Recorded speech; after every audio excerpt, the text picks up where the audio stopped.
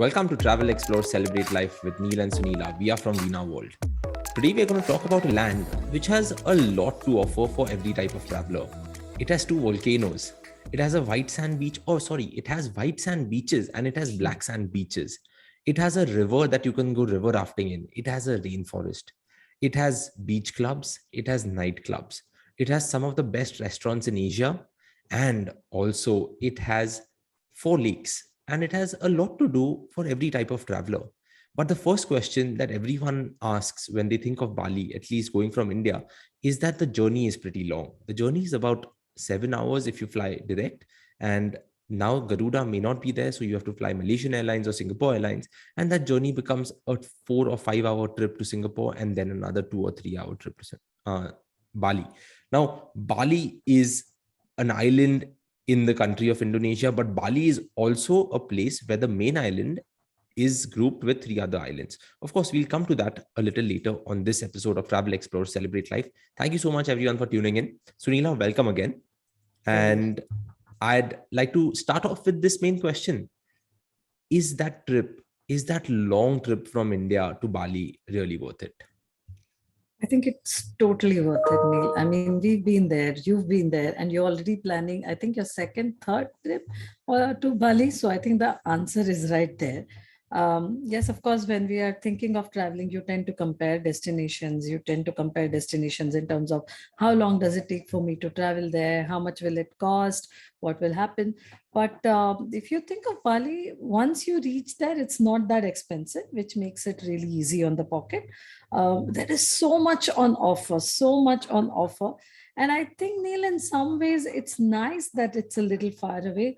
It kind of controls how many people get there. So if you don't want to be in a place which is overly crowded, Bali again is the best place to go to. I remember a few years back, it was not even in consideration when, the honeymoon or friends or romantic holidays or families were thinking of traveling for a nice beach destination. Nobody even thought of Bali. And some 25 years back, I remember planning a holiday for my friends. They were on their honeymoon and they were really shocked. They said, Bali, are you sure? And the best part is that when they went there, they enjoyed it so much because everywhere they went, people asked them, Hindu, Hindu, Hindu, are you a Hindu? And they had such amazing treatment. It was quite funny and quite interesting to see the connect as well. I think the Indian traders moved to Bali way before the Islamic, influence started, and that kind of built Bali the way it is. Like you see the myths, you see the stories, you see it everywhere in the temples, in everywhere you go in Bali, right? And so I think that's given it this beautiful cultural mix of Hinduism, Islam, and the local, the originals.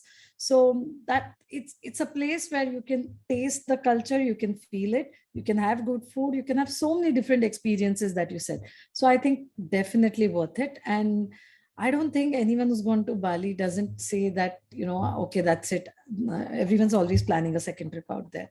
So are you, so am I. So Exactly. Like I've booked my trip with my friends from Australia and Southeast Asia at the end of September, but we just decided to book it so early because we hadn't seen each other for a long, long time. None of them, barring a couple of them, none of them did made it to even my wedding, right? So yes. it's been a while. That's why we booked Bali. So, like I said, the island of Bali, and it is, of course, the main island and it is grouped with 3 other islands. There's Nusa Penida, there is Nusa Lembongan, and there's Nusa Kenengan. In addition to that, there is also a region called Nusa Dua, and I'll ask you about Nusa Dua in a bit. That is also part of Bali, but that is on the main island. It's not a separate island in itself.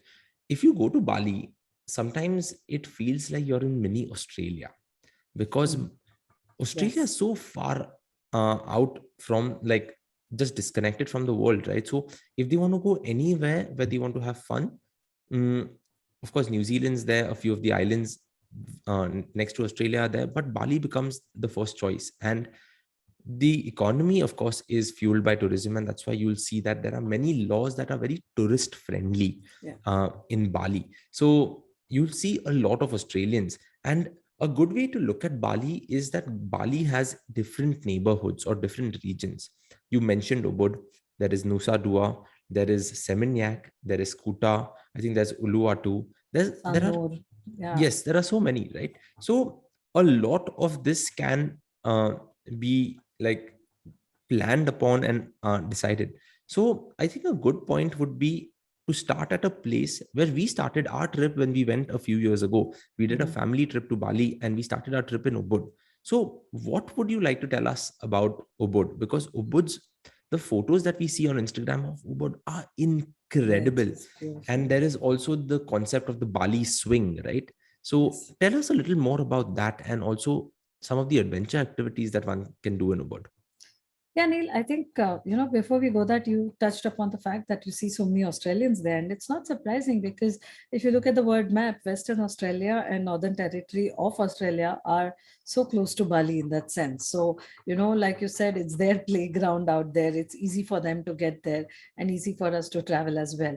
So, yes, and which is good because it brings that little Western influence with the cafes and everything. So it kind of, I think it expands the things that are available, like the cafes and the other things that you can go to in Bali. But yes, Ubud was really nice. And I remember the best way I think to do it is when you land into the airport and go straight to Ubud first, and then come down to wherever else you want to stay in Bali, the beach side. So it's like you get your dose of culture along with your dose of fun and entertainment when you mix the two. And Ubud, Neil, is really so beautiful. Like, I remember earlier people used to just go to, say, Seminyak or Nusa Dua or Kuta for 3 nights and come back. And I don't think that really completes the journey in Bali. You can do it as a day trip also. Some people do it as a day trip, but I would definitely not recommend that because there's just so many things to be done in Ubud. And once you reach there, it's completely different to the rest of Bali.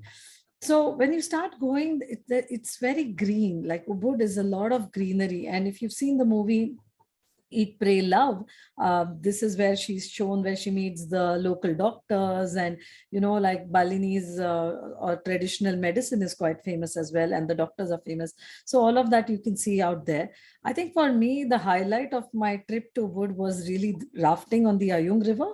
So all of us went, and it's easy. I mean, anyone from a child to, of course, with the restrictions that they have, to quite seniors can do it. So it's not really very tough rafting in that sense. But yes, you do have to carry your paddles and everything, and you walk through. So you go up and down a little bit on the mountain, which is all the more fun. And when you go down and you start rafting, you do the rapids, which were quite gentle, I would say. And it's very entertaining. Do you do The you remember that spot while we were rafting? And there are two things that I remember very vividly. We were going in the raft and there are all of these stone carvings that you That's see on right. the left, and there's like a proper story of, is it the The Ramayana, the Neil. It is Ramayana, the right? Ramayana. Yes. So, that's what I said at the start, right? Every time you go to Bali, you're reminded of the connect that we have, that India has with Bali. And it was surprising and equally beautifully surprising to see all of Ramayana carved out on the black stone as you travel and you pass the rapids. And then there was that little nice place where we could do cliff diving from there. And of course, you should remember to carry some money, because you can actually have some coconut water or drinks or other things right while you're rafting. So I think for me that was the highlight, and it was really nice.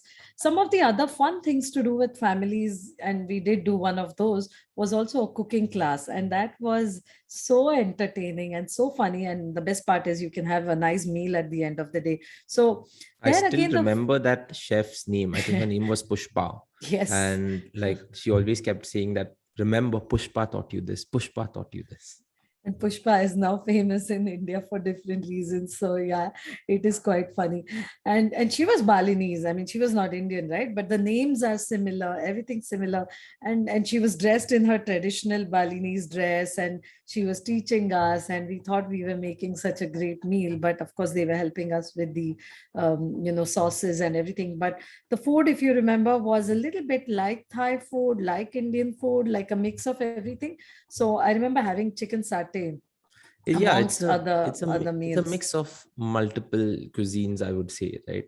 One of the Yeah. things I liked about that cooking class, Vanila, sorry, I'm interrupting you over here, but No, no, please go on. we've done that trip together, right? Was that they took us to the market, Yes. because most cooking classes, there's one chef, showing you that this is what I'm doing and go home and do it. Yeah. But here they took us to the market. They showed us that when I say galangal, you should look at galangal like this. Of course, galangal is Thai ginger, but I'm just using an example. I really like that. And not many cooking classes do that. So listeners, if you are taking a cooking class anywhere, the first question that you should ask is it just me watching someone cook, or am I going to have my own like working kitchen counter. space or working counter? And then the second question would be that, is it just a cooking class, or are you going to take us to the market also? Yeah. And are you really going to be doing things? Like I remember pounding, all of us were pounding with that big thing that they had, and we were pounding it together and learning that instead of using like a food processor, when you do things with hand, it makes all the difference with the taste, right? So I would definitely recommend one of the cooking classes there. And the Ubud local market, there is also the monkey forest there, which we didn't have a chance to go to, but it's really easy to get to the monkey forest. They are wild monkeys, and it's quite entertaining for families as well. You can trek out there. There's so many different waterfalls in Ubud that you could go to every day and extend and stay there. And also I remember we stayed at the Como, which is a beautiful property. So lots of different options in terms of accommodation, because if you're an extended family, you can look for these 2-3 bedroom places, which we arrange, and it's really amazing. Also the Royal Pitamaha, I really want to mention that property because it's one of the best luxury hotels out there, which gives you a taste of where you are. Like you have some of it's like almost living in a place which has sightseeing attractions right inside your hotel. So that was really nice. And the Ubud market, like the local handicraft market, that was fun too. Like I remember walking and seeing so many bags which had the images of Indian gods on it. So Ganesha and all of that was out there. So definitely recommend a trip to Ubud for sure. So, you mentioned the Indian gods over there. And I was doing my research on Bali, because when you're roaming around Bali, whether it's Seminyak, whether it's Nusa Dua, whether it's Ubud, you see temples everywhere. Yeah. Okay. And that's a stark thing that you see that you don't see in many places. So Bali, quite a big island. And if you just look at the Bali and its surrounding islands and you group them together, it's, I think somewhere it said, and I have not fact checked it, so but I'm still going to mention it, it's still bigger than the Caribbean islands put together. So in all of this, there are more than 20,000 temples. And that's why you see temples all across everywhere. The moment you come out of the airport, you see an idol or something, right? Like you were mentioning So that. I think what was really interesting is as soon as you step out, you have beautiful structures of Indian gods, and they look really good. I must say the way they have portrayed them are these gods with six packs on them and really strong and beautifully done, and they often have a gilded crown. So they have a gold crown in an otherwise like a white statue or a black statue, but the top or the crowns will always be golden, and they look so pretty. So as soon as you come out the first of the airport, the first statue that you actually see is the Gatotkacha statue. And I remember going and trying and remembering, okay, so what was the story of the Gatotkacha? What happened? And he was a knight who had the magical, power to fly, and was like the security person for the Pandavas. And that's why, because he could fly, they have his statue near the airport, because he was known to have magical powers. So that's something that you can see. And the latest attraction, which happened, I think, after we went, which opened in 2018, is the Garuda Vishnu Kenchana statue. So it's the temple, it's the statue of Vishnu and Garuda, Vishnu riding on Garuda. So you have this massive, huge Garuda. It is and massive, yes. you can see Vishnu on top. So it's like 122 meters tall. And I think it's not only the tallest statue in Indonesia, but probably they say it's the tallest statue of a Hindu god anywhere in the world. And it took them 28 years to build, Neil. So just imagine, more than 3,000 tons of a steel frame, and it's covered with copper and brass. And then, of course, a gold plated crown on top of Vishnu's head. So it's Lord Vishnu's head. So it's, and his jewelry. So it's quite a beautiful statue, actually. And I think next time, definitely worth having a look at that. So it's fairly visible from a lot of places in Bali. It's quite tall. But one of the striking features of this statue, which is different from others, let's take the Statue of Liberty for the example, or let's take a tower like the Eiffel Tower. Most of these start wide at the bottom and just taper towards the top, right? But this statue is of the god seated. So the shoulders are pretty wide. So even from many beach clubs which are like on the beach, like what did I say? But many beach clubs, you can see the statue because it is quite tall, and I've seen that. And yep, very well. Now, Sunila, I want to spend some time discussing something that you made us get up at 4 a.m. for, and that was the Mount Batur trek. So Bali has two mountains in addition to many other mountains, but two volcanic mountains. Mount Batur, which erupted, I think, in 2000, and there is Mount Agung, which is super secret to the people of Bali, but erupts anytime. 2017, 2019 just kept erupting, disrupted air traffic. There was a massive ash cloud all across. But we didn't do a trek to Mount Agung, but Mount Agung can be seen towering while we were going to the Gili Islands. You could still see it and all of that. Mount Batur trek, you woke us up at 4 a.m. And of course, we were grumpy and all of that. Went and had breakfast and started walking in the dark at 5 a.m. and all of that. You want to discuss something about that?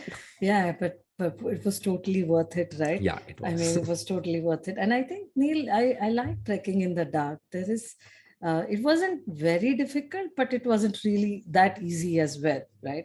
So it gives you that little bit of soft adventure that you're looking for in a trip, because typically otherwise, see, every time you go to a beach destination, you see you're just relaxing by the beach. And honestly, as Indians, we can't relax for like 7 days at a row on the beach, right? We need to do things. We need to be active. We like to do different things. And I think a trek to the top of Mount Batur is definitely something that if you are active, it's something to add in. I remember waking up, early morning as well. And yeah, everyone was a little grumpy. So then you reach this restaurant where you meet your guide, like the meeting place to meet your guide. You have some refreshments and a coffee to wake you up before you start climbing. And then you're walking in the dark with the guide, and it was really nice. So it's okay. You can keep to your pace. And then as you go up, it's this beautiful view where you see the sun come up. And I think that is one of the best way to see a sunrise. And I think we really, all of us enjoyed it. And as we were coming down, we saw the other sights out there. And then, of course, coming down becomes easier once you've climbed up. So like I said, it's not extremely easy. Like, it's not a walk in the park, but it's not so difficult that you can't do it. So definitely worth adding it into a Bali. Yeah, you're just climbing. And of course, my dad found it difficult because he just got tired and he wasn't used to trekking. So, and these things happen a lot in Southeast Asia, right? There are so many shortcuts you can take. There was a guy on a mountain bike who just came in and he's like, I'll take you to the top. Yes. And like, he took him to the top and he even rode the bike with him back to the bottom of the mountain. But I totally agree. Of course, at 4 a.m., we were super grumpy. One thing I'd like to say is when you wake up at 4 a.m. and you go to that place where you get refreshments and all of that, and they ask you to go and sit inside and have your coffee and meal, walk outside, because Bali is also a good place to just check out the stars. Because at 4 a.m. also, the clear skies, you'll have a good stargazing experience. But the views from Mount Batur are incredible. And I don't recall correctly, but I think you can see Agung in the distance, right? Yes, you can. And you can. Like Bali is basically just two seasons, the dry season and the wet season. So whether you're in the dry season or the wet season, maybe the wet season will have some clouds and everything, all of that, but that is fine because the dry season is from April to October and the wet season is from October to April. But the weather more or less remains the same. It's humid, it's warm, all of that. So the trek is beautiful. And I would certainly say that Batur is something that you should definitely do. And like you rightly said, Sunila, that it's just sitting on the beach. We want to do something, right? We want to do something. And I'm going to come to beach clubs now, and I'm going to come to places to go to and all of that.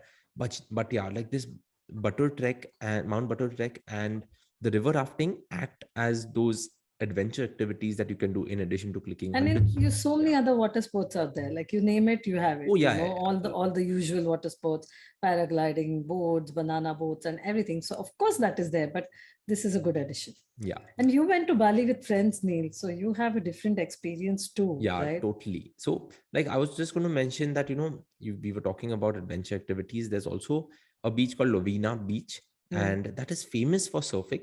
But at the same time, it's also famous for dolphins. Yes. So you can take a boat out there. Of course, you can't steer the boat, but you can go on these tours and check out dolphins. But speaking of friends and an experience that we have often had with friends is that most of my friends are in Southeast Asia, Australia, Japan, and India, right? So what we try to do is Bali becomes that central point. So once every 2 years or 3 years, we'll try to do a trip to Bali. Generally, Ubud is for, I would say, families, couples, because it's the rainforest and you do all of these things. But when we go to Bali, we like to stay in a place called Seminyak, the other side of Bali. And of course, there's always that question whether we want to stay in Seminyak or we want to stay in Kuta. So Kuta is as Australian as Bali can get. So you'll have pubs, you'll have bars and all of those things. But Seminyak is like this slightly better developed area where you have good beach clubs, you have great brunch places, because brunch is a big thing in Australia and that culture has come to Bali now. So of course, your hotel will have breakfast, but one day you can just be like, okay, I'm not going to do the breakfast, or your villa may have breakfast. You go to these brunch places outside and you can do a fair few. But what I really want to do is I want to tell you about how we spend our day in Bali. So what we do is we after seeing Bali the first time, second time and all of that, we didn't want to go to Ubud. We didn't want to go to many of these places of interest. So we just rent out day beds at these beach clubs and we just spend the day there. So most of these beach clubs will have a cover charge to enter, and the cover charge will either be just an entrance fee or a combination of an entrance fee and the amount that the club wants you to spend at the club. Now, what is a beach club? The beach club is basically a massive pool. There'll be a diving board, there'll be 50, 100 beds kept all around, and there are many beach clubs out there. So of course you have the famous Sunset Beach Club. I think it's called I don't remember the name of it, but is it Kudeta? There is Kudeta and there is the Ayana Rock Bar as well. Yes, the Rock Bar. Sorry, I was mentioning the Rock Bar. Now, in about 4 or 5 trips to Bali, I have not been there. And I don't think I want to go there also because it's far away. It's very crowded also. It's very crowded. Everyone's there to click that photo and that's it. Instead of going there are many other beach clubs that are super nice that you should go to. And something that is on top of my list is a beach club which is not in Seminyak. You have to take a taxi or a rental car to get there, is Omnia Day Club. So if you were to Google Omnia Day Club Bali, there's this incredible bar that they have which seems like it's floating on a cliff. So Omnia Day Club is something that I would really recommend. You have to book the day beds in advance. And if you're a group of, say, 10 odd people or more, I would say book an Omnia bungalow or an Omnia swimming section, where it's not a bungalow, is not a bungalow, but it's like your own private section. So you can certainly do that. So Omnia is one. Another one that we keep going to is not on the beach, but is right next to the beach.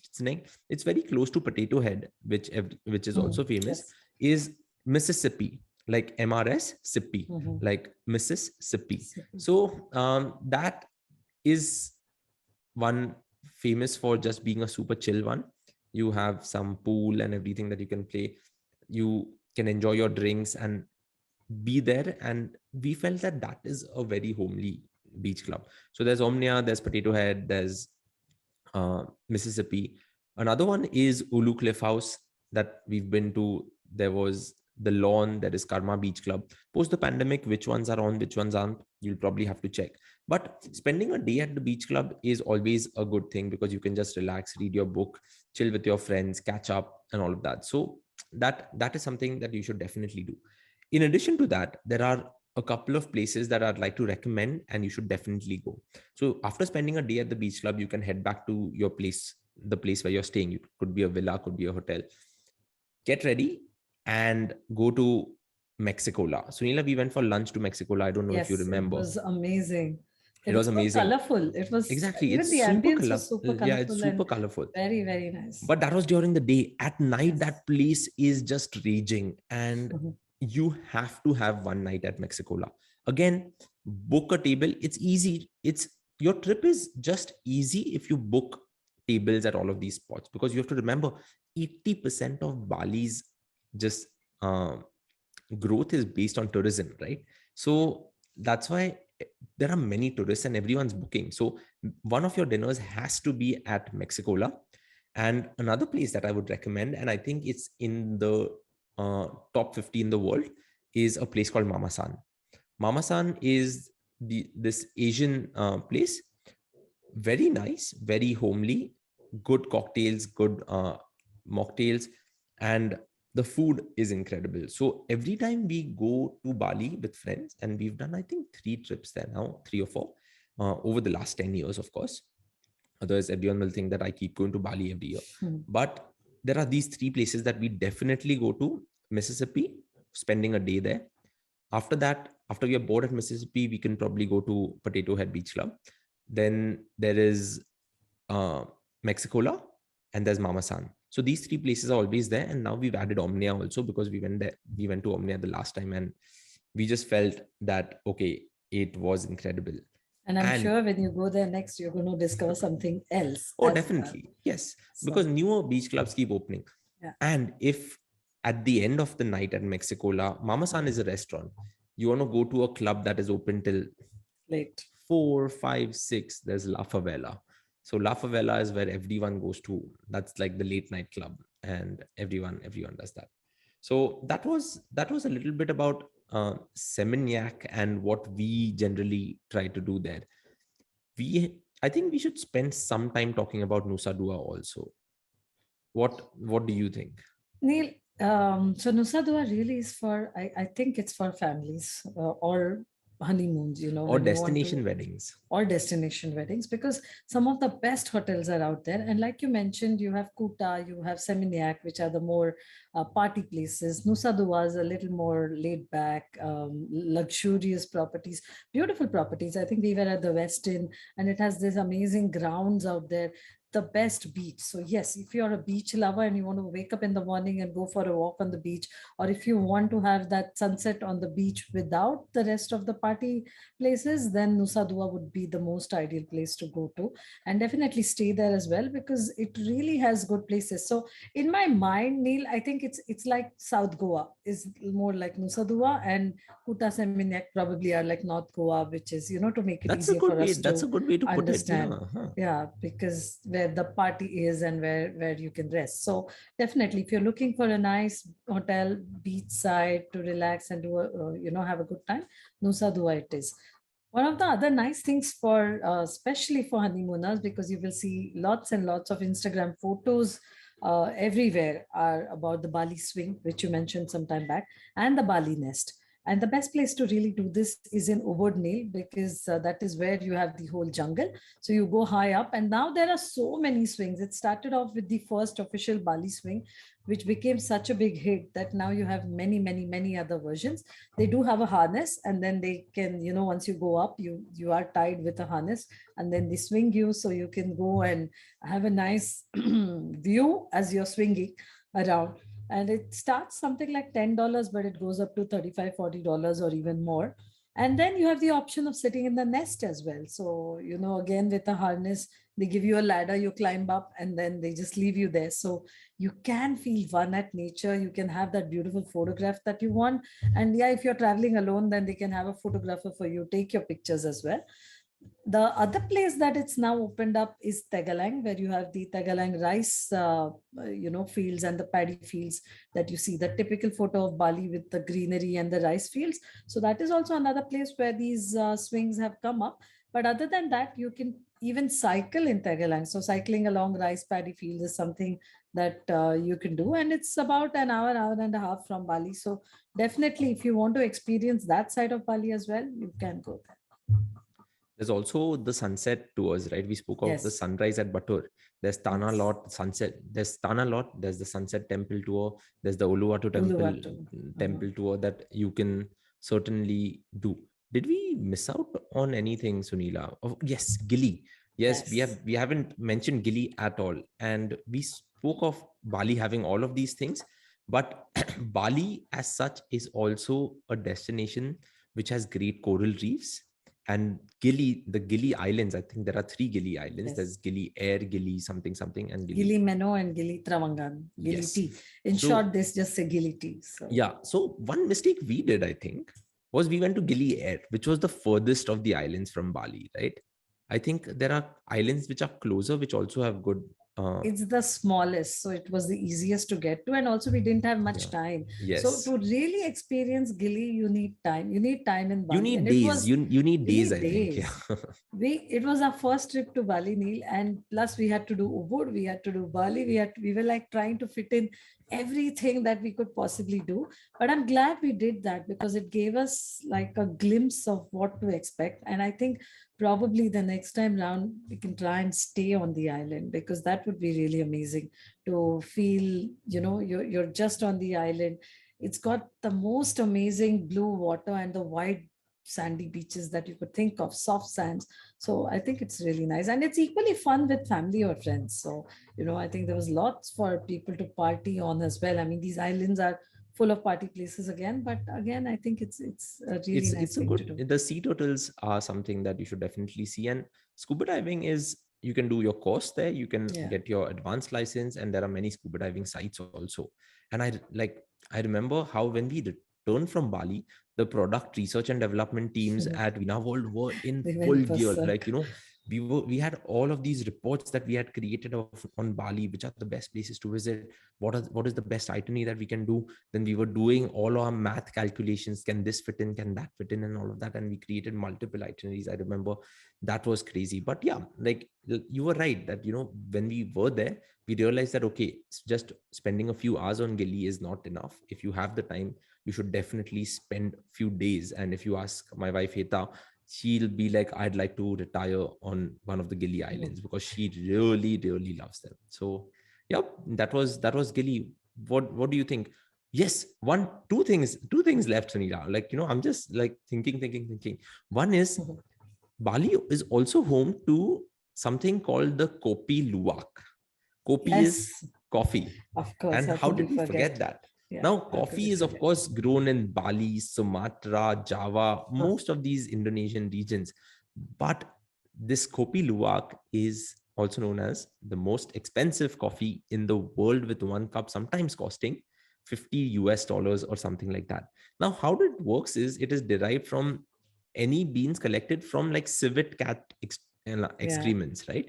And yeah, the taste of each and every cup will it's differ from different. place to place. So a lot really depends on the food habits of the civet cats and everything. And of course, over like due to the rise in popularity, there have also been reports of abuse of civet cats and all of that. But it's always good to research and find a good place where you can have the Kopi Luwak and taste the most expensive coffee for yourself and see whether you really like it or not. I'm sipping my coffee over here, but yeah, it is the most expensive coffee in the world. I don't remember, did we get a chance to try it when we were in Bali?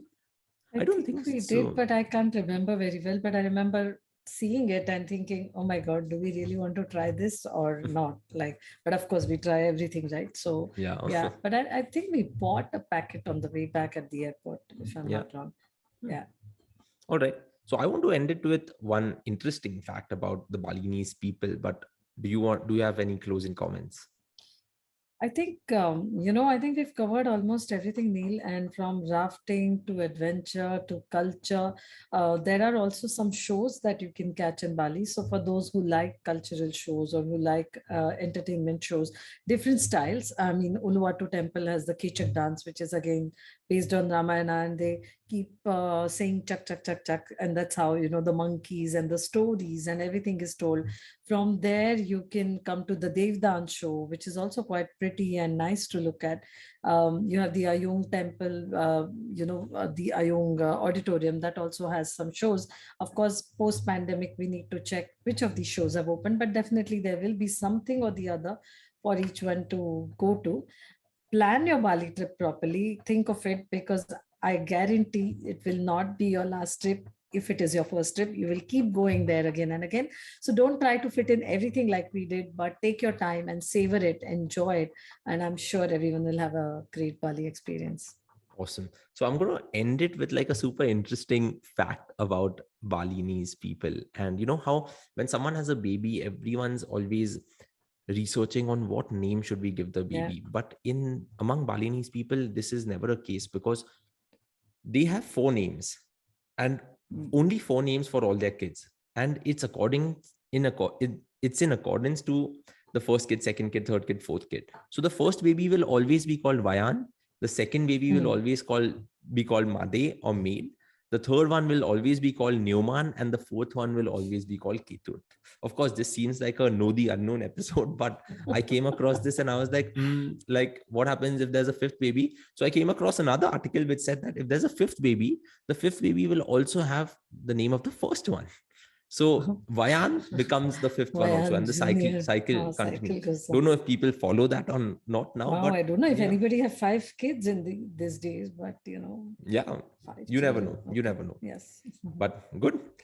Well, I think good episode, Sunila. Again, we crossed our 30-minute threshold. We should probably I think we really get excited, Neil, and you are going in September. I may just also go in September or October with my friends. So we are discussing the same. And I think Bali seems to be the place where everyone's happy to go again. So awesome. Viewers, listeners, thank you so much for tuning in to Travel, Explore, Celebrate Life. We'll see you next week. Thank you, Sunila, and thank you, everyone. Thanks, Neil. Have a good Everybody. one. Have a great weekend.